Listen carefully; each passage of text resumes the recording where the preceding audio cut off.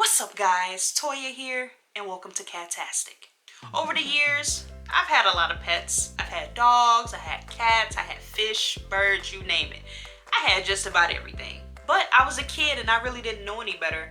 And a lot of the knowledge that I have today, I've gained over the years just from experience. There really wasn't anyone that told me, hey, these are some of the things that you're gonna have to look out for when it comes to owning a cat. You know, when we're kids and you want to get a pet, your parents might tell you, well, he's going to be your responsibility. You got to clean up after him, yada, yada, yada. That's pretty much the only thing that we were told as kids. There were a few things that I kind of wish that someone took the time to kind of go over before I even decided to own a cat. So that's what we're going to be talking about today. Things you should know before getting a cat.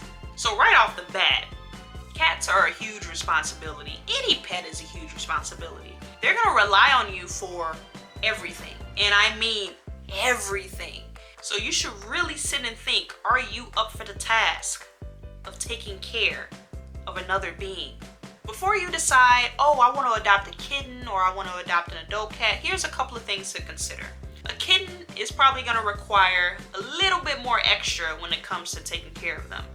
So not only are they going to be full of energy, they want to play all the time. I mean, that's just one part of it. But kittens are curious. I mean, cats are curious in general. But kittens, just like toddlers, they just get into everything. You're probably going to find your kitten getting into your garbage. They might be on the table, getting on top of your couch, all of that. They're going to be everywhere. They're going to be exploring and they're just going to be getting into things. Like I said, they're like kids. So what do you expect? Now, if for some reason you get a super, super young kitten, like a kitten that's still on the bottle, whew, now it's almost like you got a newborn. You're going to have to feed that thing every couple of hours. You're going to have to make sure he goes to the bathroom. You're going to have to make sure he's clean, all of that. I had an experience with that, and that's a topic for another day. I'll save that for story time, and I'll tell you my experience with that. But whew, yeah, dealing with a young kitten, like a baby kitten, whew, that's a whole nother experience itself, okay? If you're not up for the task of doing those extra couple of steps with your kitten, whether it be the simple thing of teaching them how to use the litter box, telling them, you know, this is safe, this isn't, things like that, giving them all that extra love and attention, you might just want to stick to getting an adult cat, maybe a cat that's at least a year old.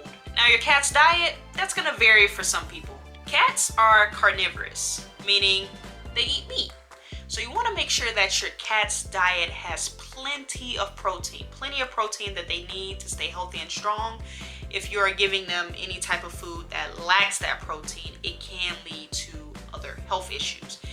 And a high vet bill is not something you want to deal with. The other thing I like to mention is please do not give your cat milk. Believe it or not, most cats are actually lactose intolerant. They can't digest that milk once they reach a certain age. So yes, they're gonna drink their mother's milk when they're a kitten, but once they become of age, there's no need for it. And when you do feed your cat, try to have a set schedule. You can feed them twice a day, 3 times a day, it's completely up to you, but have a set schedule of feeding. Don't just let your cat just, you know, go and eat whenever they want. They're gonna get a little hefty if you just leave the food out all day and, you know, it just sitting there. They're gonna eat it. They're gonna graze. They're gonna overeat. The dreaded litter box. Yeah, we were told as a kid, oh, it's gonna be your responsibility to keep it clean. You're gonna have to take it out, yada, yada, yada, right? Well, it's true. You're gonna have to keep that litter box clean. Some people have the issue of their cat not using the litter box. They have no idea why. 9 times out of 10, it's probably because the litter box is dirty. Think about it. If you go to a public restroom and you have 3 stalls lined up in front of you, the first stall you open, there's stuff everywhere, right? Why would you go to that? You go to the next stall, stuff everywhere, all over the seat, stuff on the walls, if that. You go to the 3rd stall, oh, okay, I'm gonna use this one, look decent. It's the exact same thing. Why would your cat use the litter box if it's filthy? Same thing applies. So make sure you keep it clean. You're gonna have to clean it, you know, every other day, every day, depending on how many cats you have and how many boxes. But keep it clean, keep it presentable for your cats. Introducing the cat into your home.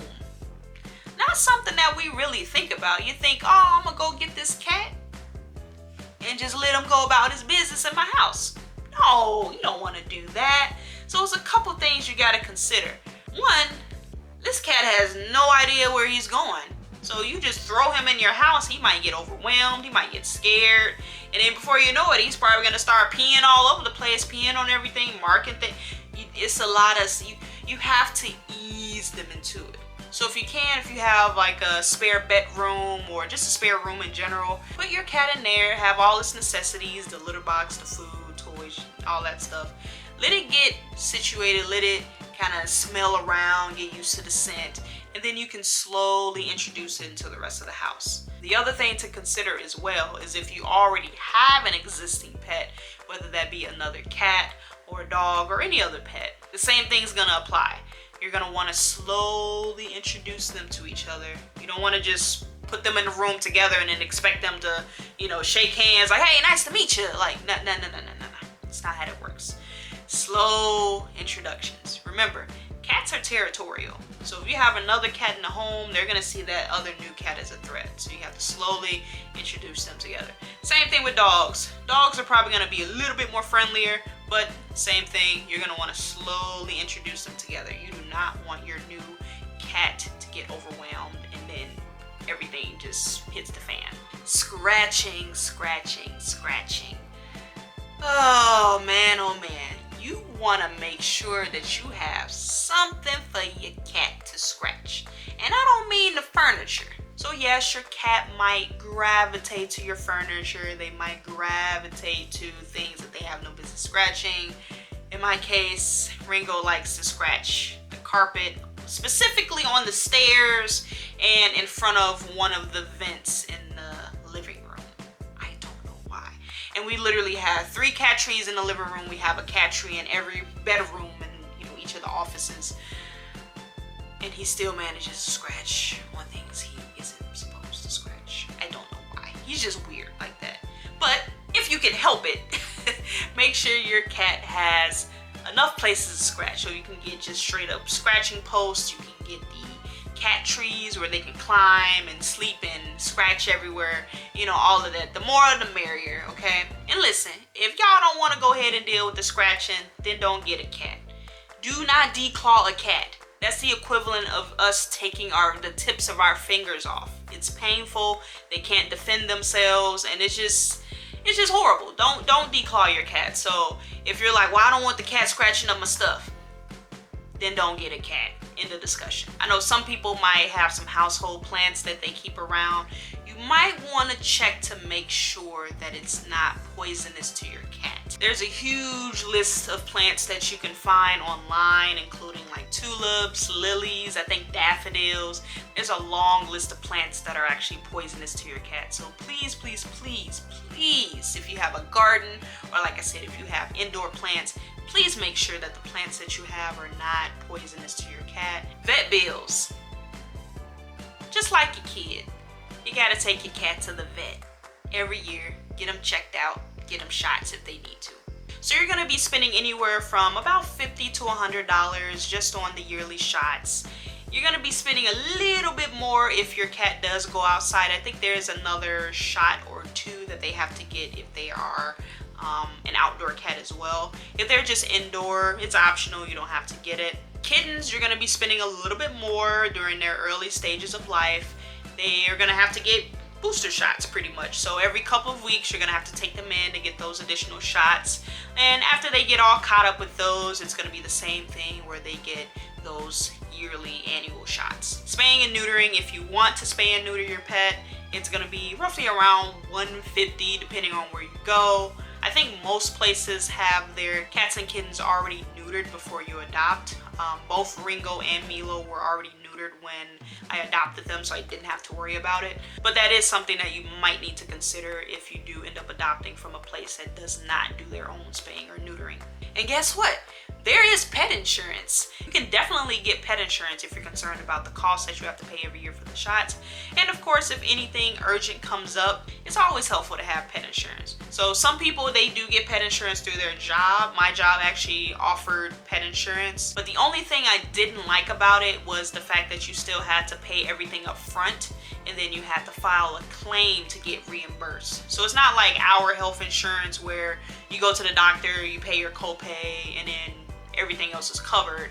And if you do have to pay, you pay whatever your insurance doesn't cover. So that was the insurance that my job offered. I honestly haven't looked into any other insurances to see if they're all like that, or was it just that particular insurance. I'm not sure. But if you are interested in getting pet insurance, just know that it could be a possibility that you will still have to pay up front. And the final, most important thing that you have to know before getting a cat: it's a lifelong commitment. Do not get a pet like, oh, I'm gonna go buy such and such a cat for Christmas. Oh, I'm gonna buy this person a cat for their birthday. And then just be like, oh, I don't want it no more. No. Cats can live up to 15 or more years. So they're gonna be with you for a while. Do not just go ahead and get a cat just to get a cat, and then when you get bored, you're like, I don't want them no more, and then you throw them out, or, just come on. It's a lifetime commitment. It's just like when you have a kid, you don't just be like, yo, I don't want this kid, and then just throw them out on the street. Like, no, that's a lifelong commitment. You decided that you wanted to adopt. Guess what? You got to take the responsibility, man up, and take care of your fur baby. Alright guys, so some of these topics I want to get more in depth on separate videos. So if it's anything in particular that you want me to cover, I already kind of have an idea of what topics I do want to cover. But if there's anything that you wanted me to go into more detail, let me know in the comment section below. Anyway guys, I hope you enjoyed today's video. Hope it was informative. I hope it helped somebody. And of course, make sure you like and subscribe if you are new. Until next time guys, I'm out of here.